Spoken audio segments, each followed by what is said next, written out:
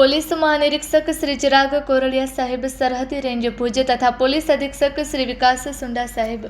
પશ્ચિમ કચ્છ ભુજ અને શ્રી ડોક્ટર વિશ્વાસ શાહ સાહેબ, નાયબ પોલીસ અધિક્ષક ભુજ વિભાગ ભુજના માર્ગદર્શન અને સૂચના અનુસંધાને કચ્છ ભુજ જિલ્લાને નશામુક્ત બનાવવા અને નશીલા પદાર્થોના દૂષણને નાથવા માટે ઝીરો ટોલરન્સની નીતિ અન્વયે ગેરકાયદે રીતે માદક પદાર્થોના ઉત્પાદન, સંગ્રહ, પરિવહન, વેચાણ તેમજ ખરીદી અને સેવન જેવા ગુનાઓ સામે કોઈપણ પ્રકારની ઢીલાસ રાખ્યા વિના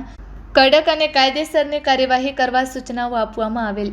જે અનુસંધાને પદ્ધર પોલીસ સ્ટેશનના પોલીસ ઇન્સ્પેક્ટર શ્રી એડી ખાંટ દ્વારા આ સૂચનાઓ અનુસંધાને સ્ટાફને જરૂરી માર્ગદર્શન અને સૂચનાઓ આપવામાં આવેલ હતી,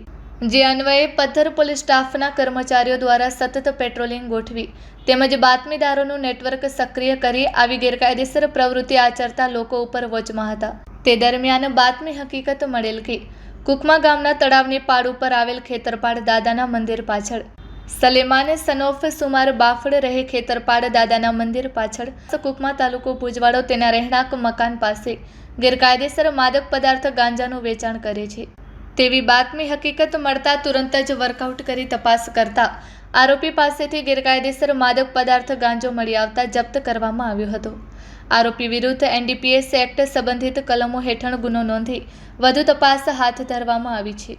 કબજે કરેલ મુદ્દામાલ માદક પદાર્થ ગાંજાનો જથ્થો 32.16 ગ્રામ, કિંમત ₹1,608, રોકડા ₹6,050 તેમજ મોબાઈલ ફોન નંગ 1 કિંમત ₹5,000 એમ કુલ કિંમત ₹12,658નો મુદ્દામાલ કબજે કરવામાં આવેલ છે.